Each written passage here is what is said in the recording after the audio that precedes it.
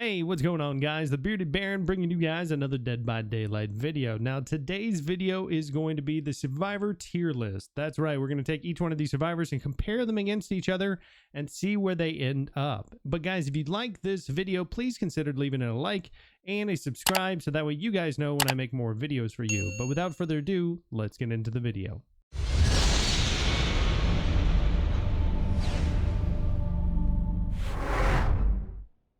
All right, so the first one up here is Dwight. Now, Dwight, I'm going to put him into the A category because his three teachable perks, Bond, Prove Thyself, and Leader, are all solid perks to be able to run with. If you're starting off and you like being a teammate or you like knowing where your teammates are at, these are definitely going to work out for you. Next one on the list is going to be Meg Thomas. Now, Meg, I'm going to put her in the S category. The reason why is because her three teachable perks are absolutely great for as far as being able to extend the chase or mind game the killer. These are all solid. Quick and Quiet, Sprint Burst, and Adrenaline are must-haves, in my opinion, especially at red ranks, if you want to be able to survive, which is why she made the S tier list. Third on the list is going to be Claudette. Now, Claudette, I'm actually going to put her into the C category. The reason why is because her three different perks that she have primarily focuses on being able to heal other survivors or heal yourself, but I don't recommend self-care anymore, especially because there's other better perks that are out there. Like Inner Strength, for example, is one of them that's really great. Body Knowledge is solid, but not solid enough, in my opinion, in order to make it into the S, A, or B list, which is why she's into the C category. Next one up here is going to be Jake Park. Now, Jake is also going to make his way into the C category, and the reason for this is because if you take a look at his perks, the only one that's really worth mentioning is Iron Will. Now, Iron Will will reduce your grunts of pain by 100% at maximum, which is really great for being able to mind game the killer. But Calm Spirit and Saboteur can easily be overcome just by bringing in a toolbox. You can achieve the exact same thing. And Calm Spirit, while it does help you to avoid killers who might be bringing in spies from the shadows, or if you're going against a doctor, apart from that, it's not that great, which is why he's in the C category.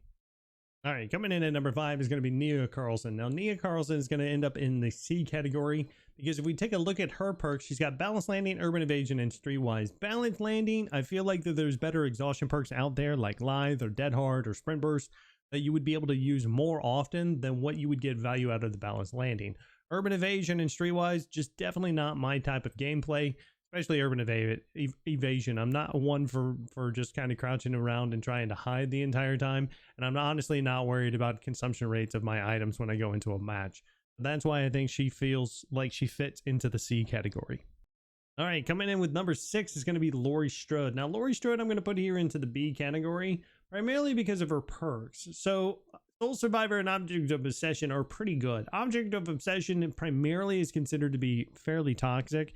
And in my experience, it's definitely going to get you much more attention and much more tunneling and camping because of it. But it does a really, really great job as far as being able to see the killer and communicate that to your team. So if you are running with a Survive with Friends, it is a very, very good perk to run with. Also, Decisive Strike is also a solid perk to run.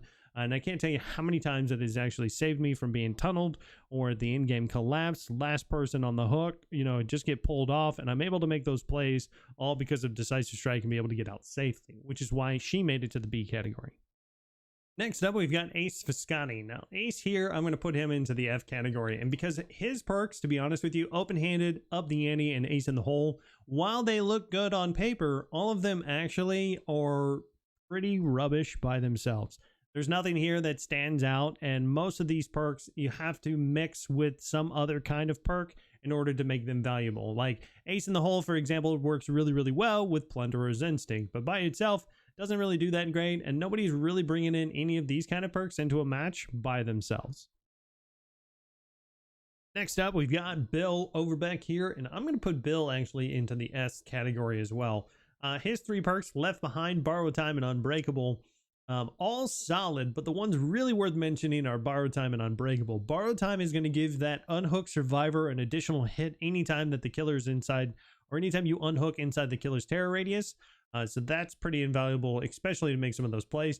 And Unbreakable is going to allow you to pick yourself up from the dying state once per match, which is really, really great against slugging killers or in those last minute in-game collapse kind of plays these come in clutch a whole lot. So that's why he made it to the S tier.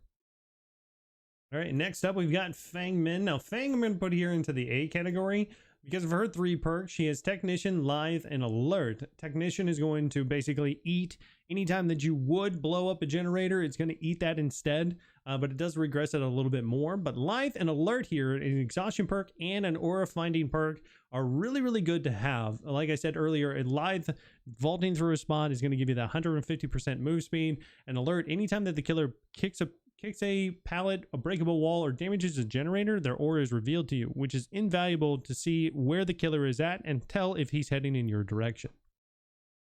Next, we've got David King. Now, David King here is also going to go up into the A category. The reason for this is because of his 3 perks. We're going to live forever, Dead Hard, and No Mither. Now, No Mither is basically a garbage perk. Now, it does allow you to pick yourself up any time that you're in the dying state over and over again. However, you're ultimately always in the injured state, so you're 1 hit down, and that's not good. Plus, all the killers know about No Mither, and nobody's going to leave you on the ground long enough for you to be able to really utilize that. So that's kind of a garbage perk. But his other 2 perks, We're Gonna Live Forever and Dead Hard, an exhaustion perk that works really well when the dedicated servers work well, and We're Gonna Live Forever also gives you additional blood points, so his work out really well if you want to try to grind out those blood points to get more survivors in the future.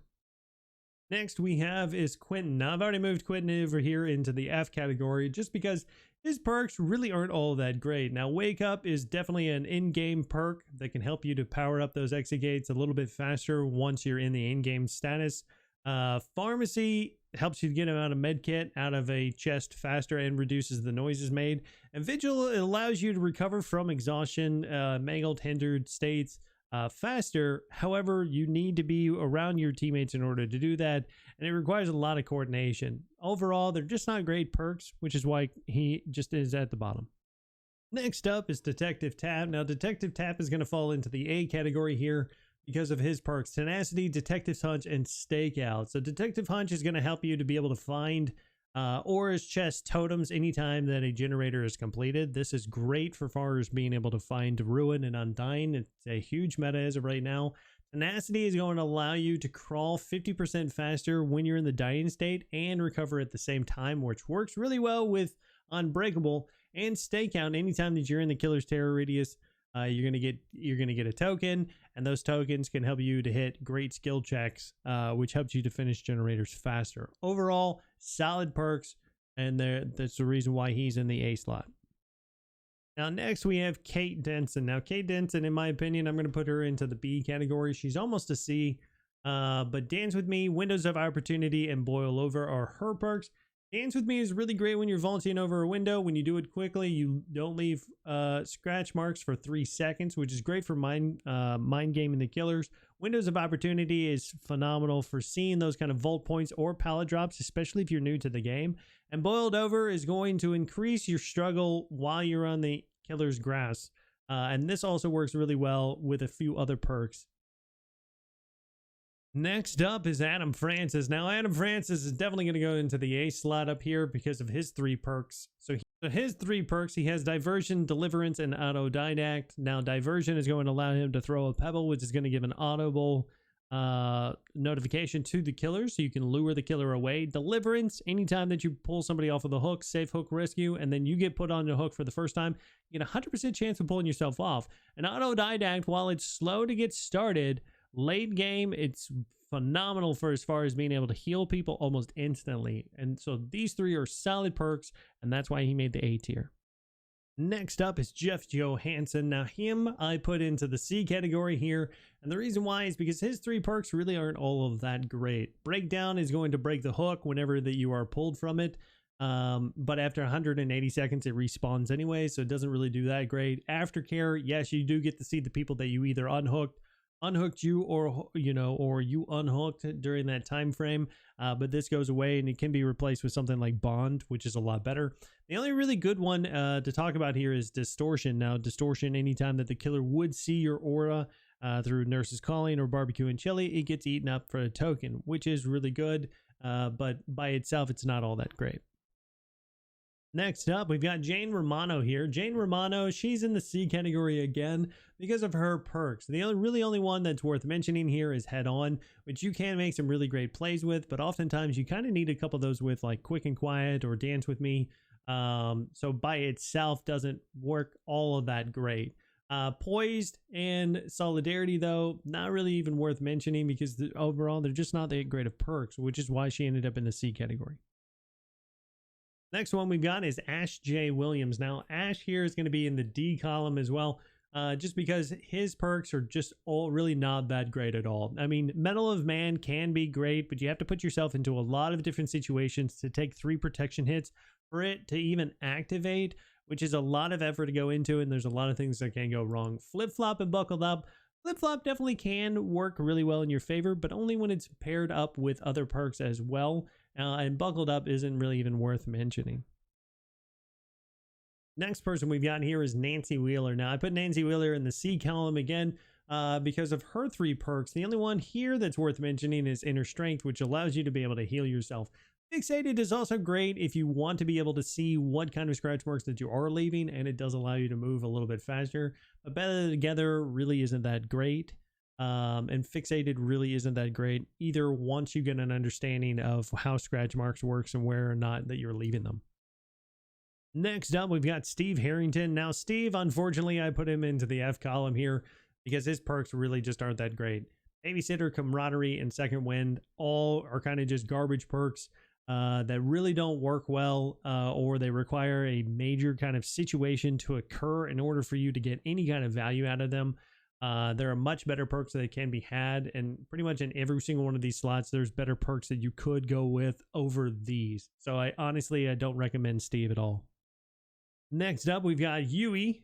Yui I put into the D column as well because of her 3 perks. Lucky Break isn't really worth mentioning. Any Means Necessary is kind of cool for being able to drop a pallet and then being able to pick it up later on, especially if you have a killer that chooses not to break pallets, and you can capitalize on that. And Breakout is good for as far as being able to help out other survivors while they're struggling with a killer. If somebody says bringing in Boiled Over and you brought in Breakout, this is going to do really well for being able to help to get those survivors off of the killer's shoulder repeatedly.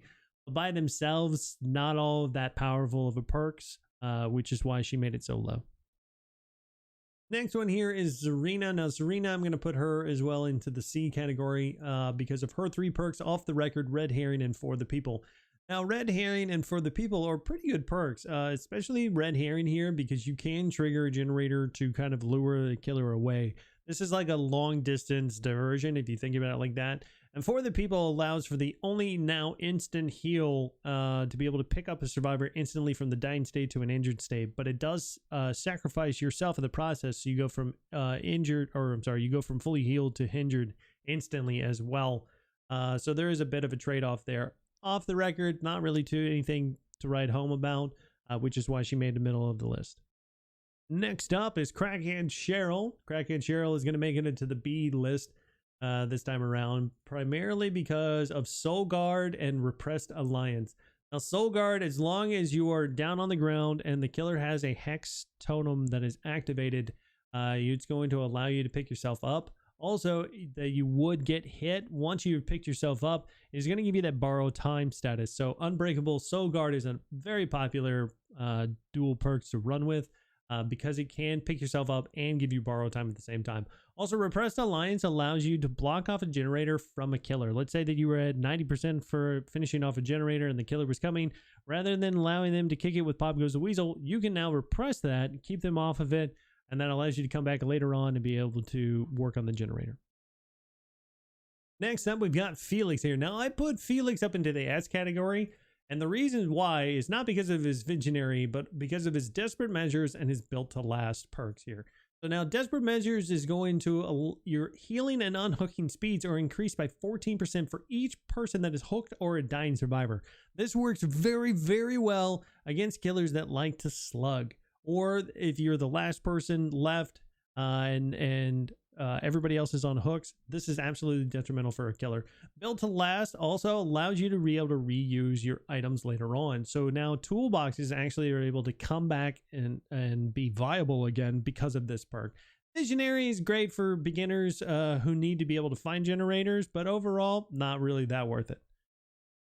Last but not least, we've got Elodie. Now, this particular list does not have that, so I'm just going to grab Claudette here, and I'm going to go over and put this one. Yeah, I'm going to put Elodie right here in the A category. The reason for this is because of her deception and her appraisal perks. Now, appraisal is going to allow her to pull more items out of a chest after it's already been consumed. So you can search this.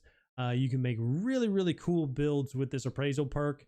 And it's very solid for as far as being able to get like pink keys or purple keys or really good flashlights out of it, because you're able to search chests multiple times.